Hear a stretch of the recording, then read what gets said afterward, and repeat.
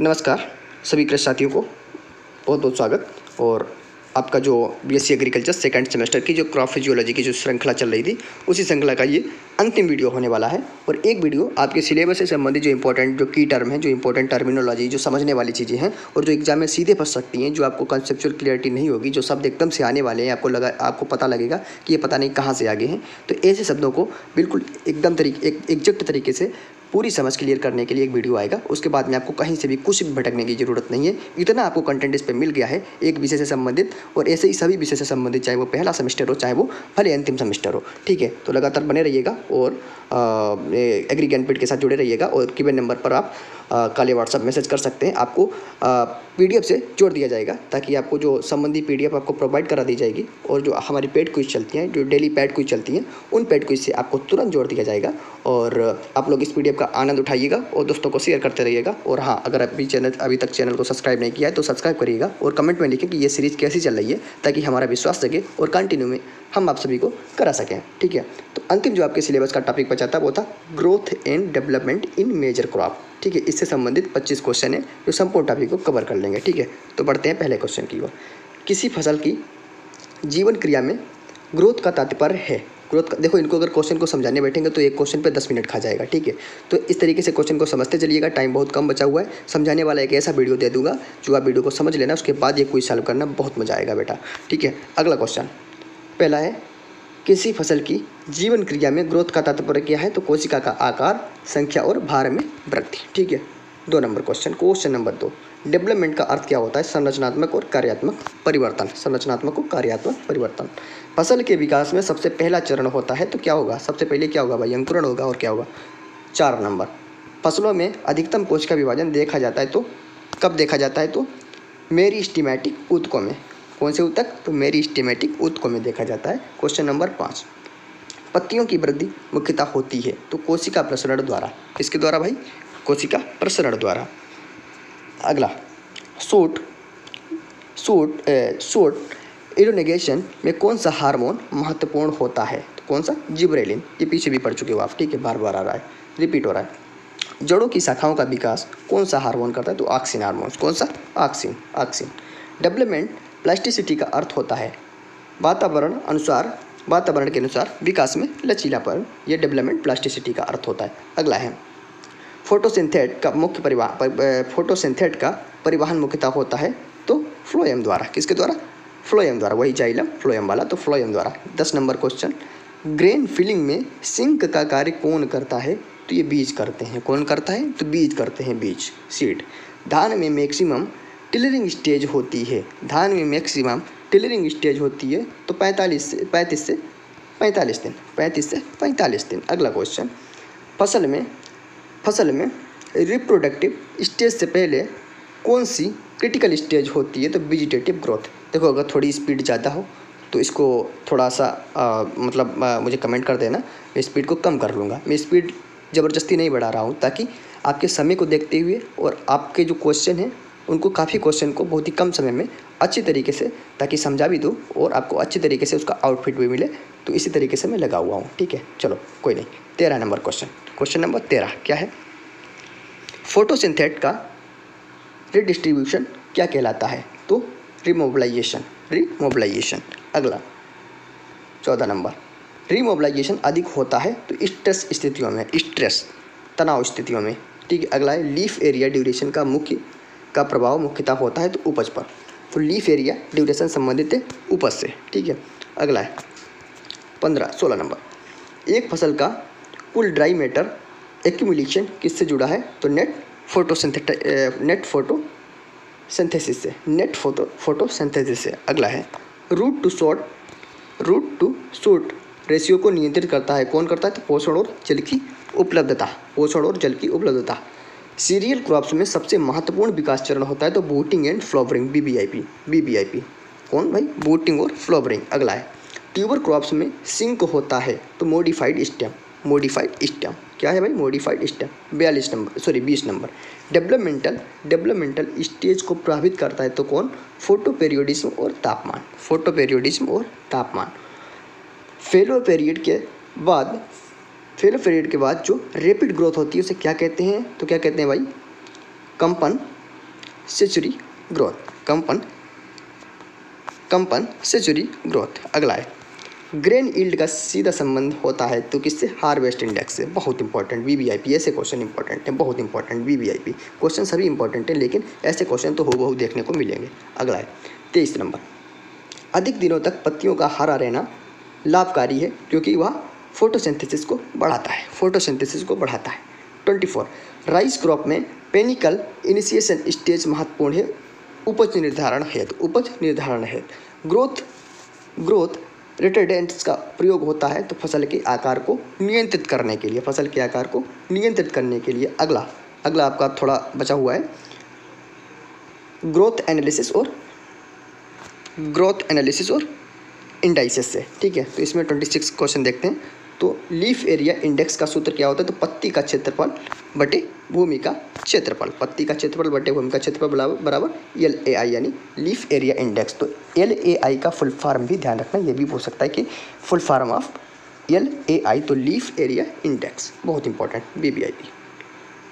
LAI का उपयुक्त मान होता है तो 3 से 5, कितना होता है भाई? 3 से 5। NAR का पूरा नाम क्या है? तो नेट एसिमिलेशन रेट। NAR क्या दर्शाता है? तो प्रति इकाई पत्ती क्षेत्रफल शुद्ध प्रकाश संश्लेषण। अगला है 30 number, crop growth rate CGR का सूत्र क्या होता है? देखो ये छोड़ सकते हो, ये क्वेश्चन छोड़ सकते हो। अगला है 31 नंबर, RGR क्या दर्शाता है? प्रति इकाई द्रव्यमान वृद्धि। ये क्वेश्चन भी इस प्रकार के क्वेश्चन छोड़ सकते हो। अगला है 33, किस फसल में ज़्यादा LAI और कम NAR दर्शाता है? तो म्यूचुअल शेडिंग में। किसमें? म्यूचुअल शेडिंग में। ग्रोथ एनालिसिस में सबसे उपयुक्त मानक है तो CGR, सबसे उपयुक्त मानक है भाई CGR। अगला 35 नंबर, हार्वेस्ट इंडेक्स संबंधित है क्वेश्चन। तो हार्वेस्ट इंडेक्स क्या होता है?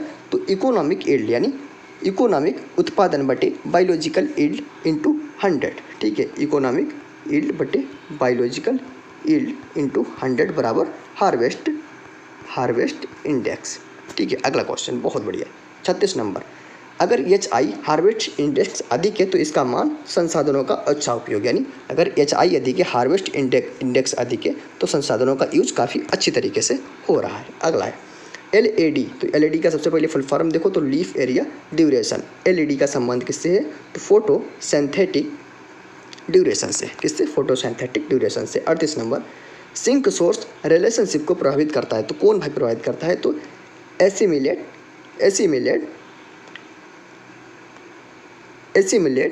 पेरिटिशनिंग, ठीक है।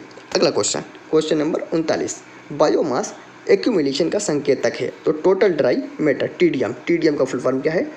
टोटल ड्राई मैटर, जो कि बायोमास एक्यूमुलेशन का एक संकेतक है। नेट एसिमिलेशन रेट बढ़ता है तो बेहतर प्रकाश जल और पोषण से। भाई बेहतर प्रकाश और बेहतर पोषण और बेहतर जल मिलेगा तो नेट एसिमिलेशन रेट बढ़ेगा। तो भाई बहुत बढ़िया। अगला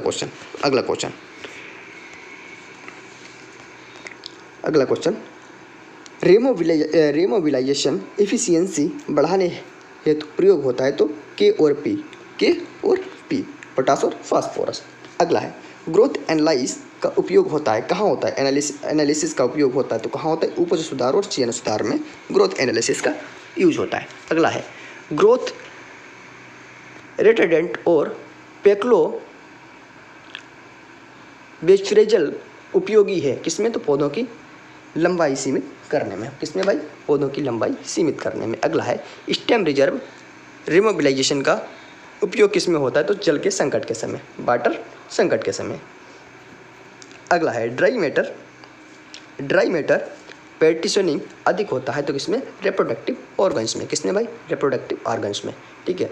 अगला है फिजियोलॉजिकल मैच्योरिटी का अर्थ क्या होता है? बताओ भाई क्या होता है? अधिकतम ड्राई मैटर का संचयन फिजियोलॉजिकल मैच्योरिटी का अर्थ होता है। अगला 47 नंबर,